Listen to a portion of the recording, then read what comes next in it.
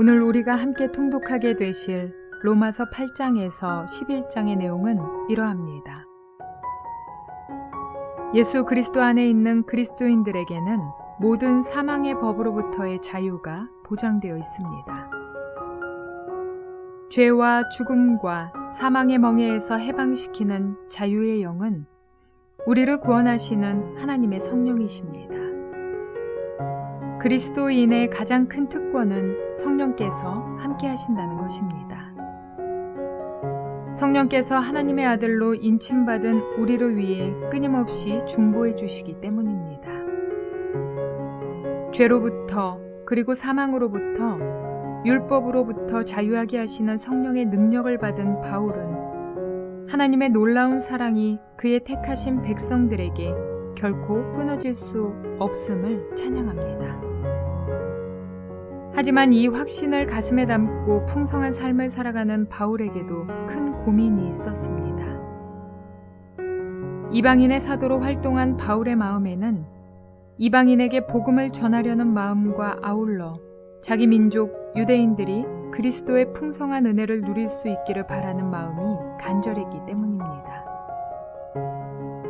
바울은 그가 아무리 예수 그리스도를 마음으로 믿고 입으로 시인하여 사람이 구원을 얻는 진리를 전하여도 도무지 복음을 받아들이지 않는 유대인들로 인해 마음이 무척 답답했을 것입니다. 하지만 바울의 마음 깊은 곳에 있는 그 답답한 마음은 곧 하나님을 향한 찬양으로 이어집니다. 바울은 하나님의 자비하심이 높고 깊고 웅장하다는 사실을 깨닫게 됩니다. 그는 하나님께서 그의 백성을 버리신 것이 아니라 구원받을 자를 남겨두셨다고 로마서 11장에서 말하고 있습니다. 하나님을 거절하고 불순종한 이스라엘을 여전히 사랑하셔서 구원의 역사를 이어가시는 것입니다. 이러한 내용들을 기억하셔서 통독에 도움이 되시기를 바랍니다. 로마서 8장. 그러므로 그리스도 예수 안에 있는 사람들은 정죄를 받지 않습니다. 그것은 그리스도 예수 안에서 생명을 누리게 하는 성령의 법이 당신을 죄와 죽음의 법에서 해방하여 주었기 때문입니다. 육신으로 말미암아 율법이 미약해져서 해낼 수 없었던 그 일을 하나님께서 해결하셨습니다. 곧 하나님께서는 자기의 아들을 죄된 육신을 지닌 모습으로 보내셔서 죄를 없애시려고 그 육신에다가 죄의 선고를 내리셨습니다. 그것은 육신을 따라 살지 않고 성령을 따라 사는 우리가 율법이 요구하는 바를 이루게 하시려는 것입니다. 육신을 따라 사는 사람은 육신에 속한 것을 생각하나 성령을 따라 사는 사람은 성령에 속한 것을 생각합니다. 육신에 속한 생각은 죽음입니다. 그러나 성령에 속한 생각은 생명과 평화입니다. 육신에 속한 생각은 하나님께 품는 적대감입니다. 그것은 하나님의 법을 따르지 않으며 또 복종할 수도 없습니다.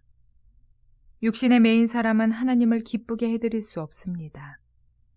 그러나 하나님의 영이 여러분 안에 살아계시면 여러분은 육신 안에 있지 않고 성령 안에 있습니다. 누구든지 그리스도의 영이 없으면 그리스도의 사람이 아닙니다. 또한 그리스도께서 여러분 안에 살아계시면 여러분의 몸은 죄 때문에 죽은 것이지만 영은 의 때문에 생명을 얻습니다.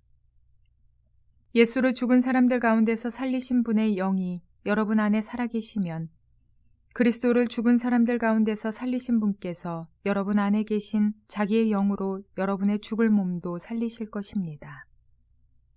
그러므로 형제자매 여러분, 우리는 빚을 지고 사는 사람들이지만 육신의 빚을 진 것이 아닙니다. 우리는 육신을 따라 살아야 할 존재가 아닙니다. 여러분이 육신을 따라 살면 죽을 것입니다. 그러나 여러분이 성령으로 몸의 행실을 죽이면 살 것입니다. 하나님의 영으로 인도함을 받는 사람은 누구나 다 하나님의 자녀입니다. 여러분은 또다시 두려움에 빠뜨리는 종살이의 영을 받은 것이 아니라 자녀로 삼으시는 영을 받았습니다. 그래서 우리는 그 영으로 하나님을 아빠 아버지라고 부릅니다. 바로 그때 그 성령이 우리의 영과 함께 우리가 하나님의 자녀임을 증언하십니다. 자녀이면 상속자이기도 합니다. 우리가 그리스도와 함께 영광을 받으려고 그와 함께 고난을 받으면 우리는 하나님이 정하신 상속자요 그리스도와 더불어 공동 상속자입니다. 현재 우리가 겪는 고난은 장차 우리에게 나타날 영광과 견주면 아무것도 아니라고 나는 생각합니다. 피조물은 하나님의 자녀들이 나타나기를 간절히 기다리고 있습니다. 피조물이 허무에 굴복했지만 그것은 자의로 그렇게 한 것이 아니라 굴복하게 하신 그분이 그렇게 하신 것입니다. 그러나 소망은 남아 있습니다. 그것은 곧 피조물도 썩어짐의 종살이에서 해방되어서 하나님의 자녀가 누릴 영광된 자유를 얻으리라는 것입니다. 모든 피조물이 이제까지 함께 신음하며 함께 해산의 고통을 겪고 있다는 것을 우리는 압니다.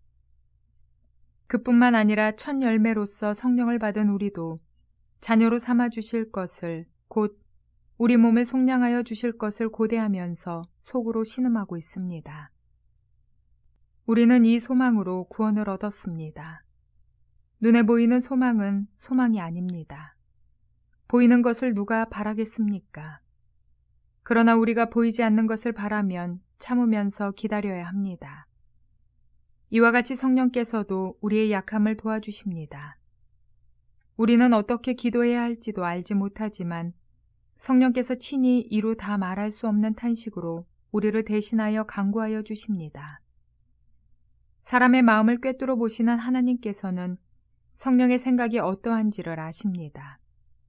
성령께서 하나님의 뜻을 따라 성도를 대신하여 간구하시기 때문입니다.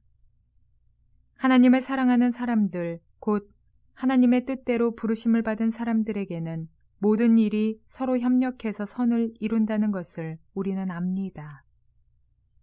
하나님께서는 미리 아신 사람들을 택하셔서 자기 아들의 형상과 같은 모습이 되도록 미리 정하셨으니 이것은 그 아들이 많은 형제 가운데서 맏아들이 되게 하시려는 것입니다. 그리하여 하나님께서는 이미 정하신 사람들을 부르시고 또한 부르신 사람들을 의롭게 하시고 의롭게 하신 사람들을 또한 영화롭게 하셨습니다. 그렇다면 이런 일을 두고 우리가 무엇이라고 말할 수 있겠습니까? 하나님이 우리 편이시면 누가 우리를 대적하겠습니까? 자기 아들을 아끼지 않으시고 우리 모두를 위하여 내주신 분이 어찌 그 아들과 함께 모든 것을 우리에게 선물로 거저주지 않으시겠습니까? 하나님께서 택하신 사람들을 누가 감히 고발하겠습니까? 의롭다 하시는 분이 하나님이신데 누가 감히 그들을 정죄하겠습니까? 그리스도 예수는 죽으셨지만 오히려 살아나셔서 하나님의 오른쪽에 계시며 우리를 위하여 대신 간구하여 주십니다. 누가 우리를 그리스도의 사랑에서 끊을 수 있겠습니까? 환난입니까? 공고입니까? 박해입니까? 굶주림입니까? 헐벗음입니까? 위협입니까? 또는 칼입니까? 성경에 기록한 바 우리는 종일 주님을 위하여 죽임을 당합니다. 우리는 도살당할 양과 같이 여김을 받았습니다. 한 것과 같습니다. 그러나 우리는 이 모든 일에서 우리를 사랑하여 주신 그분을 힘입어서 이기고도 남습니다. 나는 확신합니다. 죽음도 삶도 천사들도 권세자들도 현재 일도 장래 일도 능력도 높음도 깊음도 그 밖에 어떤 피조물도 우리를 우리 주 예수 그리스도 안에 있는 하나님의 사랑에서 끊을 수 없습니다. 로마서 9장. 나는 그리스도 안에서 참말을 하고 거짓말을 하지 않습니다. 내 양심이 성령을 힘입어서 이것을 증언하여 줍니다. 나에게는 큰 슬픔이 있고 내 마음에는 끊임없는 고통이 있습니다. 나는 육신으로 내 동족인 내 결애를 위하는 일이면 내가 저주를 받아서 그리스도에게서 끊어질지라도 달게 받겠습니다. 내 동족은 이스라엘 백성입니다. 그들에게는 하나님의 자녀로서의 신분이 있고 하나님을 모시는 영광이 있고 하나님과 맺은 언약들이 있고 율법이 있고 예배가 있고 하나님의 약속들이 있습니다. 족장들은 그들의 조상이요 그리스도도 육신으로는 그들에게서 태어났습니다. 그는 만물 위에 계시며 영원토록 찬송을 받으실 하나님이십니다. 아멘. 그러나 하나님의 약속의 말씀이 패했다고는 할 수 없습니다. 이스라엘에게서 태어난 사람이라고 해서 다 이스라엘 사람이 아니고 아브라함의 자손이라고 해서 다 그의 자녀가 아닙니다. 다만 이삭에게서 태어난 사람만을 너의 자손이라고 부르겠다 하셨습니다. 이것은 곧 육신의 자녀가 하나님의 자녀가 되는 것이 아니라 약속의 자녀가 참 자손으로 여겨지리라는 것을 뜻합니다. 그 약속의 말씀은 내년에 내가 다시 올 때쯤에는 사라에게 아들이 있을 것이다 한 것입니다. 그뿐만 아니라 리브가도 우리 조상 이삭 한 사람에게서 쌍둥이 아들을 수태하였는데 그들이 태어나기도 전에 무슨 선이나 악을 행하기도 전에 택하심이라는 원리를 따라 세우신 하나님의 계획이 살아있게 하시려고 또 이러한 일이 사람의 행위에 근거하는 것이 아니라 부르시는 분께 달려있음을 나타내시려고 하나님께서 리브가에게 말씀하시기를 형이 동생을 섬길 것이다 하셨습니다. 이것은 성경에 기록한 바 내가 야곱을 사랑하고 에서를 미워하였다 한 것과 같습니다. 그러면 우리가 무엇이라고 말을 해야 하겠습니까? 하나님이 불공평하신 분이라는 말입니까? 그럴 수 없습니다. 하나님께서 모세에게 말씀하시기를 내가 긍휼히 여길 사람을 긍휼히 여기고 불쌍히 여길 사람을 불쌍히 여기겠다 하셨습니다. 그러므로 그것은 사람의 의지나 노력에 달려있는 것이 아니라 하나님의 자비에 달려 있습니다. 그래서 성경에 바로를 두고 말씀하시기를 내가 이 일을 하려고 너를 세웠다. 곧 너로 말미암아 내 능력을 나타내고 내 이름을 온 땅에 전파하게 하려는 것이다 하셨습니다. 그러므로 하나님께서는 긍휼히 여기시고자 하는 사람을 긍휼히 여기시고 완악하게 하시고자 하는 사람을 완악하게 하십니다. 그러면 그대는 내게 이렇게 말할 것입니다. 그렇다면 어찌하여 하나님께서는 사람을 책망하시는가? 누가 하나님의 뜻을 거역할 수 있다는 말인가? 오 사람아, 그대가 무엇이기에 하나님께 감히 말대답을 합니까? 만들어진 것이 만드신 분에게 어찌하여 나를 이렇게 만들었습니까? 하고 말할 수 있습니까? 토기장이에게 흙 한 덩이를 둘로 나누어서 하나는 귀한 데 쓸 그릇을 만들고 하나는 천한 데 쓸 그릇을 만들 권리가 없겠습니까? 하나님께서 하신 일도 마찬가지입니다. 하나님께서 진노하심을 보이시고 권능을 알리시기를 원하시면서도 멸망받게 되어 있는 진노의 대상들에 대하여 꾸준히 참으시면서 너그럽게 대해주시고 영광을 받도록 예비하신 자들의 대상들에 대하여 자기의 풍성하신 영광을 알리시고자 하셨더라도 어떻다는 말입니까? 하나님께서는 우리를 부르시되 유대 사람 가운데서만이 아니라 이방 사람 가운데서도 부르셨습니다. 그것은 하나님이 호세아의 글 속에서 하신 말씀과 같습니다. 나는 내 백성이 아닌 사람을 내 백성이라고 하겠다. 내가 사랑하지 않던 백성을 사랑하는 백성이라고 하겠다. 너희는 내 백성이 아니다 하고 말씀하신 그곳에서 그들은 살아계신 하나님의 자녀라고 일컬음을 받을 것이다. 그리고 또 이사야는 이스라엘을 두고 이렇게 외쳤습니다. 이스라엘 자손의 수가 바다의 모래와 같이 많을지라도 남은 사람만이 구원을 얻을 것이다. 주님께서는 그 말씀하신 것을 온전히 그리고 조속히 온 땅에서 이루실 것이다. 그것은 또한 이사야가 미리 말한 바 만군의 주님께서 우리에게 씨를 남겨주지 않으셨더라면 우리는 소돔과 같이 되고 고모라와 같이 되었을 것이다 한 것과 같습니다. 그러면 우리가 무엇이라고 말해야 하겠습니까? 의를 추구하지 않은 이방 사람들이 의를 얻었습니다. 그것은 믿음에서 난 의입니다. 그런데 이스라엘은 의의 율법을 추구하였지만 그 율법에 이르지 못하였습니다.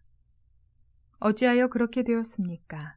그들은 믿음에 근거하여 의에 이르려고 한 것이 아니라 행위에 근거하여 의에 이르려고 했기 때문입니다. 그들은 걸림돌에 걸려 넘어진 것입니다. 그것은 성경에 기록한 바와 같습니다. 보아라, 내가 시온에 부딪히는 돌과 걸려 넘어지게 하는 바위를 둔다. 그러나 그를 믿는 사람은 부끄러움을 당하지 않을 것이다. 로마서 10장. 형제자매 여러분, 내 마음의 간절한 소원과 내 동족을 위하여 하나님께 드리는 내 기도의 내용은 그들이 구원을 얻는 일입니다. 나는 증언합니다.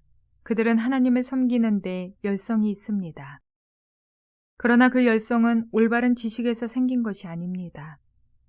그들은 하나님의 의를 알지 못하고 자기 자신들의 의를 세우려고 힘을 씀으로써 하나님의 의에는 복종하지 않게 되었습니다. 그러므로 그리스도는 율법의 끝마침이 되셔서 모든 믿는 사람에게 의가 되어 주셨습니다. 모세는 율법에 근거한 의를 두고 기록하기를 율법을 행한 사람은 그것으로 살 것이다 하였습니다. 그러나 믿음에 근거한 의를 두고는 이렇게 말합니다. 너는 마음속으로 누가 하늘에 올라갈 것이냐 하고 말하지 말아라. 그것은 그리스도를 끌어내리는 것입니다. 또 누가 지옥에 내려갈 것이냐 하고 말하지도 말아라. 그것은 그리스도를 죽은 사람들 가운데서 끌어올리는 것입니다. 그러면 그것은 무엇을 뜻합니까? 하나님의 말씀은 네게 가까이 있다, 네 입에 있고 네 마음에 있다 하는 말씀이 있습니다. 이것은 우리가 전파하는 믿음의 말씀입니다. 당신이 만일 예수는 주님이라고 입으로 고백하고 하나님께서는 그를 죽은 사람들 가운데서 살리신 것을 마음으로 믿으면 구원을 얻을 것입니다. 사람은 마음으로 믿어서 의에 이르고 입으로 고백해서 구원에 이르게 됩니다. 성경은 그를 믿는 사람은 누구나 부끄러움을 당하지 않을 것이다 하고 말합니다. 유대 사람이나 그리스 사람이나 차별이 없습니다. 그는 모든 사람에게 똑같이 주님이 되어주시고 그를 부르는 모든 사람에게 풍성한 은혜를 내려주십니다. 주님의 이름을 부르는 사람은 누구든지 구원을 얻을 것입니다. 그런데 사람들은 자기들이 믿은 적이 없는 분을 어떻게 부를 수 있겠습니까? 또 들은 적이 없는 분을 어떻게 믿을 수 있겠습니까? 선포하는 사람이 없으면 어떻게 들을 수 있겠습니까?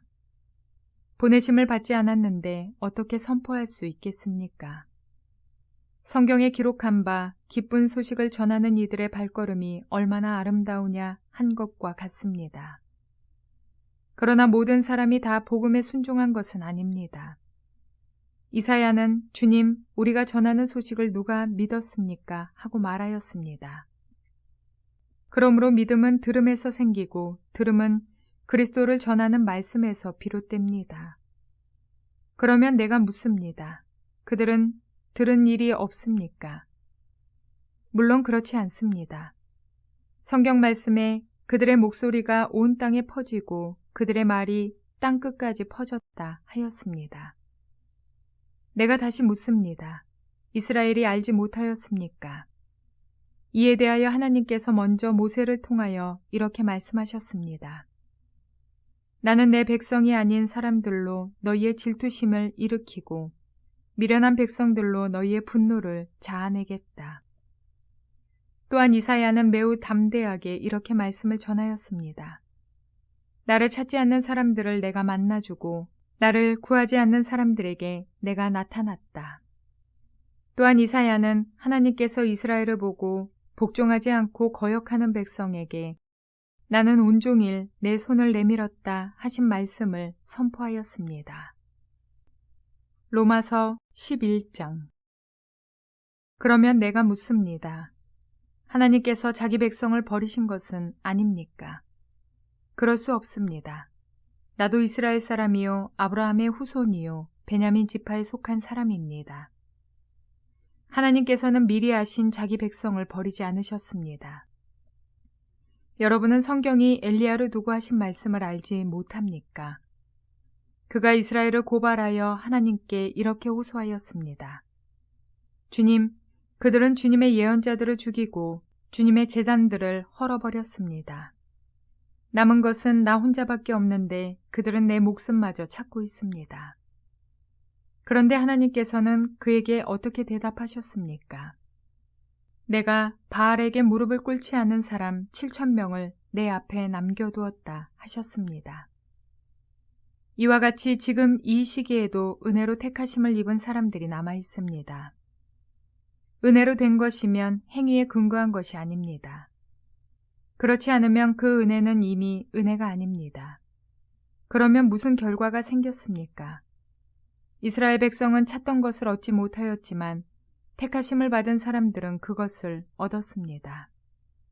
그리고 그 나머지 사람들은 완고해졌습니다. 성경에 이렇게 기록한 바와 같습니다. 하나님께서 그들에게는 혼미한 영을 주셨으니 오늘까지 그들은 눈이 있어도 보지 못하고 귀가 있어도 듣지 못한다. 다윗도 다음과 같이 말하였습니다. 그들의 밥상이 그들에게 올무가 되고 덫이 되게 하여 주십시오. 그들이 걸려 넘어지고 보복을 받게 하여 주십시오. 그들의 눈이 어두워져서 보지 못하게 되도록 하여 주십시오. 그들의 등이 언제나 굽어있게 하여 주십시오. 그러면 내가 묻습니다. 이스라엘이 걸려 넘어져서 완전히 쓰러져 망하게끔 되었습니까? 그럴 수 없습니다. 그들의 허물 때문에 구원이 이방 사람에게 이르렀는데 이것은 이스라엘에게 질투하는 마음이 일어나게 하려는 것입니다. 이스라엘의 허물이 세상의 부요함이 되고 이스라엘의 실패가 이방 사람의 부요함이 되었다면 이스라엘 전체가 바로 설 때에는 그 복이 얼마나 더 엄청나겠습니까?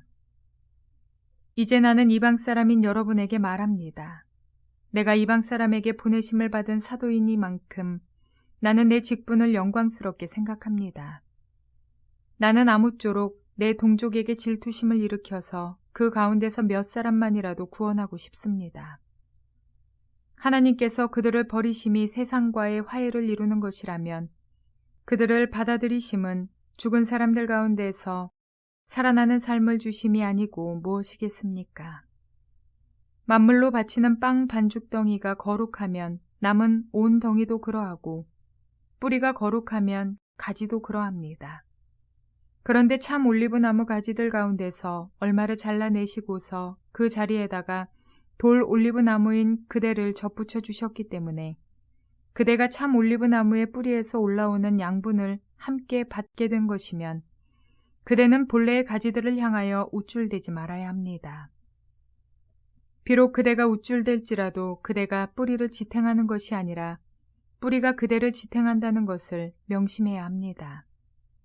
그러므로 본래의 가지가 잘려나간 것은 그 자리에 내가 접붙임을 받게 하시려는 것이었다 하고 그대는 말해야 할 것입니다.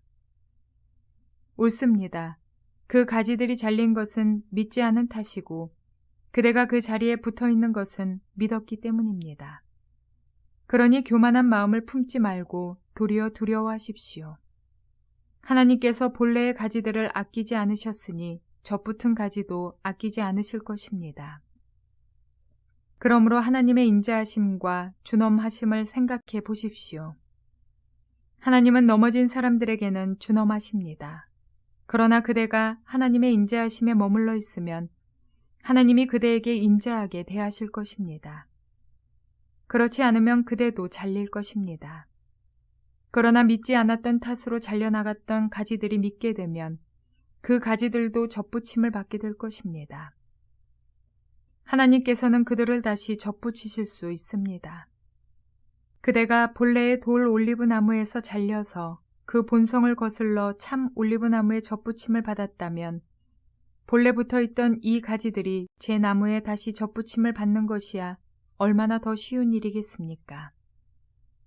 형제자매 여러분, 나는 여러분이 이 신비한 비밀을 알기를 바랍니다. 그것은 여러분이 스스로 현명하다고 생각하는 일이 없게 하려는 것입니다. 그 비밀은 이러합니다. 이방 사람의 수가 다 찰 때까지 이스라엘 사람들 가운데서 일부가 완고해진 대로 있으리라는 것과 온 이스라엘이 구원을 받게 되리라는 것입니다. 그것은 성경에 이렇게 기록되어 있는 바와 같습니다. 구원하시는 분이 시온에서 오실 것이니 야곱에게서 경건하지 못함을 제거하실 것이다. 이것은 그들과 나 사이의 언약이니 내가 그들의 죄를 없앨 때에 이루어질 것이다.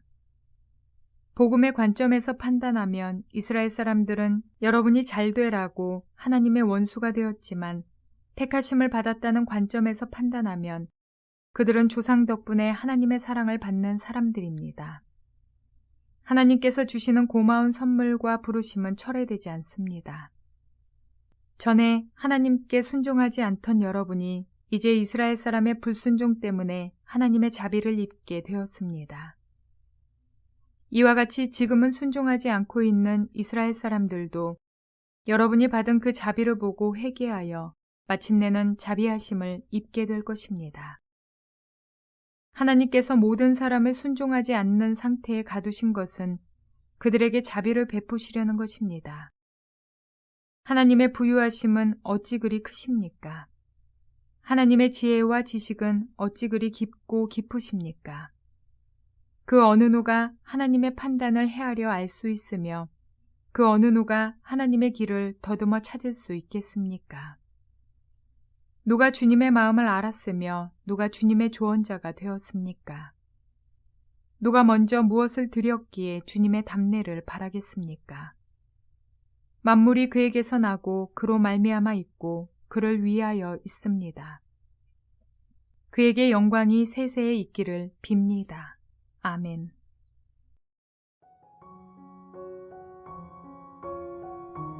바울은 이방인의 사도이지만 이스라엘의 구원도 염려에 두고 있습니다. 로마서를 꼼꼼히 읽어보면 동족이 구원받기를 소원하는 그 바울의 마음이 잘 느껴집니다. 이방인의 사도로서 바울은 유대인과 이방인에 대한 뜨거운 구원 열정을 지닌 하나님의 사람이었습니다. 그래서 바울은 돌 감람나무와 참 감람나무의 비유를 통해 이스라엘을 설명합니다. 돌 감람나무인 이방인은 참 감람나무인 유대인에 의해 접붙임을 받고 자라게 된다는 것입니다. 따라서 참 감람나무인 이스라엘이 없다면 돌 감람나무인 이방인이 접붙임을 받을 수 없습니다. 참 감람나무인 이스라엘은 돌 감람나무인 이방인들에게 영양분을 공급해주는 뿌리와 통로의 역할을 합니다. 이스라엘이 그 뿌리와 통로의 역할을 온전히 잘 수행한 것은 아니지만 하나님께서는 그들을 사용하셨습니다. 즉, 참 감람나무에 접붙여진 돌 감람나무인 이방인이 구원을 얻게 되고 또한 꺾인 가지인 이스라엘은 이방인이 구원을 얻은 모습을 보고 질투를 느껴 자신들도 새롭게 구원을 얻게 되는 것입니다. 이 모든 섭리가 하나님의 놀라운 계획 가운데 있습니다. 이와 같이 먼저 믿는 자들은 나중 믿는 자들에게 영양분을 공급해주는 통로의 역할을 해야 합니다. 그런데 먼저 믿는 자들이 나중 믿는 자들보다 못해질 때가 얼마나 많은지 모릅니다. 시간이 지날수록 은혜를 까먹고 첫사랑을 잃어버리고 머리로 아는 그리스도인들이 되어 세상과 연합합니다. 그렇더라도 우리 주님은 나중된 자들의 믿음과 형통함을 통해 질투를 느껴 새롭게 하시는 분이십니다. 그러므로 우리는 바울과 같은 마음으로 유대인과 이방인들 모두를 향해 뜨거운 구원 열정을 지닌 자들이 되어야겠습니다. 뿐만 아니라 우리 스스로도 그리스도를 소망하며 감사가 넘치는 새로운 삶을 날마다 살아내야겠습니다. 성경은 인간의 절망에 관하여 깊이 있게 이야기합니다. 죄인일 수밖에 없으며 스스로 그 죄의 문제를 해결할 수 없으므로 죽을 수밖에 없는 것이 인간의 절망적 상태입니다. 그러나 우리는 예수님을 통해 진정한 희망에 이를 수 있습니다. 우리 자신의 힘으로는 결코 하나님의 영광에 이를 수 없지만 예수 그리스도의 십자가로 말미암아 우리는 하나님의 자녀가 될 수 있는 놀라운 소망을 가질 수 있습니다. 구원에 감격하며 복음의 열정을 갖게 되는 저와 여러분 모두가 되시기를 주님의 이름으로 축원을 드립니다.